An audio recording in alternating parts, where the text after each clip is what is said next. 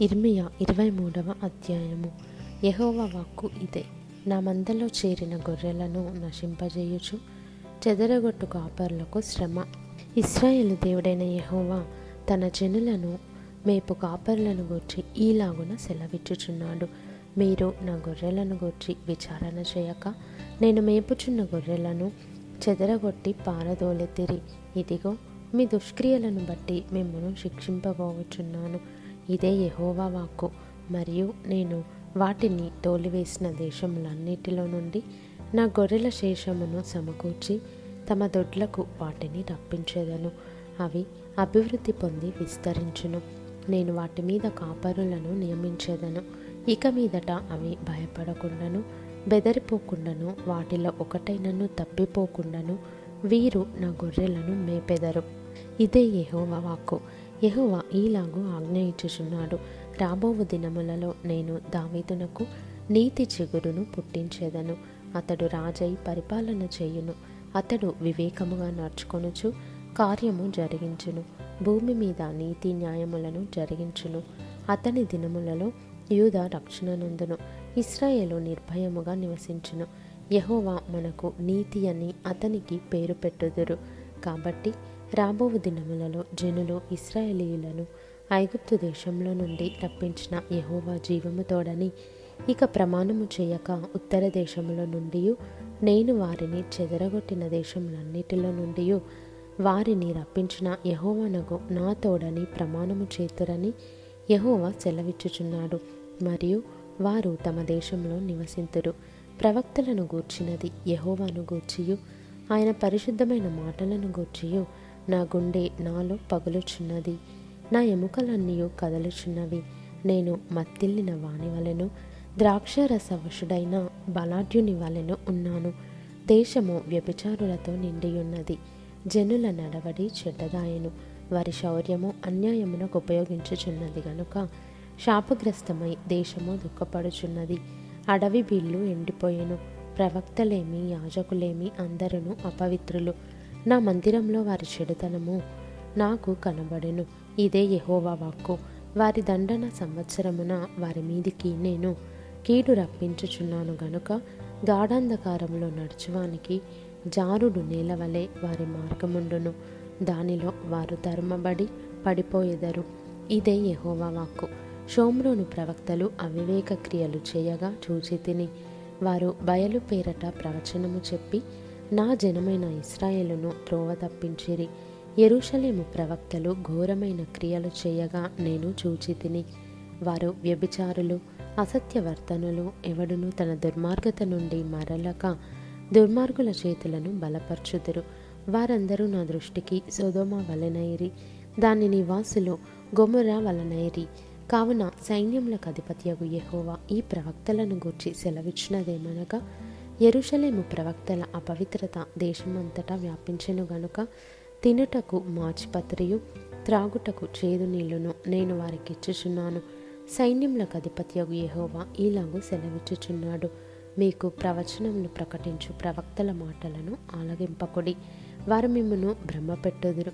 వారు నన్ను తృణీకరించు వారితో మీకు క్షేమము కలుగునని యెహోవా సెలవిచ్చిననియు, ఒకడు తన హృదయ మూర్ఖత చొప్పున నడువగా వానితో మీకు కీడు రాదనియు చెప్పుచు యెహోవా ఆజ్ఞను బట్టి మాటలాడక తమకు తోచిన దర్శనమును బట్టి పలుకుదురు. యెహోవా మాట విని గ్రహించినట్లు ఆయన సభలో నిల్చువాడెవడు? నా మాటను గ్రహించినట్లు దాని లక్ష్యము చేసిన వాడెవడు? ఇదిగో యెహోవా యొక్క మహోగ్రతయను పెనుగాలి బయలు వెళ్ళుచున్నది. అది భీకరమైన పెనుగాలి. అదే దుష్టుల తల మీదికి పెళ్ళున దిగును. తన కార్యమును సఫలపరచు వరకును తన హృదయాలోచనలను నెరవేర్చు వరకును యెహోవా కోపము చల్లారదు. అంత్యదినములలో ఈ సంగతిని మీరు బాగుగా గ్రహించుదురు. నేను ఈ ప్రవక్తలను పంపుకుండినను వారు పరుగెత్తి వచ్చెదరు. నేను వారితో మాట్లాడకుండినను వారు ప్రకటించెదరు. వారు నా సభలో చేరిన వారైనా ఎడల వారు నా మాటలు నా ప్రజలకు తెలియజేతురు. దుష్క్రియలు చేయక వారు దుర్మార్గమును విడిచిపెట్టునట్లు వారిని త్రిప్పియుందురు. ఇదే యెహోవా వాక్కు. నేను సమీపమున నుండు దేవుడను మాత్రమేనా? దూరమున నుండి దేవుడను కానా? యెహోవా సెలవిచ్చిన మాట ఏదనగా, నాకు కనబడకుండా రహస్య స్థలములలో దాగగలవాడెవడైనా కలడా? నేను భూమ్యాకాశముల యందంతటా నున్నవాడను కాన? ఇదే యెహోవా వాక్కు. కలకంటిని అని చెప్పుచు నా నామమున అబద్ధములు ప్రకటించు ప్రవక్తలు పలికిన మాట నేను వినియున్నాను. ఇక నెప్పటి వరకు ఇలాగున జరుగుచుండును. తమ హృదయ కాపట్యమును బట్టి అబద్ధములు ప్రకటించు ప్రవక్తలు దీనిని ఆలోచింపరా? బయలును పూజింపవలెనని తమ పితరులు నా నామమును మరచినట్లు వీరందరూ తమ పొరుగు వారితో చెప్పు కలల చేత నా జనులు నా నామమును మరచునట్లు చేయవలెనని యోచించుచున్నారా? కలగనిన ప్రవక్త ఆ కలను చెప్పవలెను. నా వాక్కు ఎవనికుండునో వాడు సత్యమును బట్టి నా మాట చెప్పవలెను. ధాన్యముతో చెత్తకు ఏమి సంబంధము? ఇదే యెహోవా వాక్కు. నా మాట అగ్ని వంటిది కాదా? బండను బద్దలు చేయు సుత్తె వంటిది కాదా? కాబట్టి తమ జతవాని యొద్ద నుండి నా మాటలను దొంగిలించు ప్రవక్తలకు నేను విరోధిని. ఇదే యెహోవా వాక్కు. స్వేచ్ఛగా నాలుకలను ఆడించుకొనుచు దేవోక్తులను ప్రకటించు ప్రవక్తలకు నేను విరోధిని. ఇదే యెహోవా వాక్కు. మాయా స్వప్నములను ప్రకటించి వాటిని చెప్పుచు అబద్ధముల చేతను మాయా ప్రగల్భత చేతను నా ప్రజలను దారి తొలగించు వారికి నేను విరోధినై ఉన్నాను. ఇదే యెహోవా వాక్కు. నేను వారిని పంపలేదు, వారికి ఆజ్ఞ ఇయ్యలేదు. వారు ఈ జనులకు ఏమాత్రమును ప్రయోజనకారులు కారు. ఇదే యెహోవా వాక్కు. మరియు ఈ జనులలో ఒకడు ప్రవక్తయే గాని యాజకుడే గాని యెహోవా భారమేమి అని నిన్ను అడుగునప్పుడు నీవు వారితో ఇట్లనుము, మీరే ఆయనకు భారము, మిమ్మును ఎత్తి పారవేతును.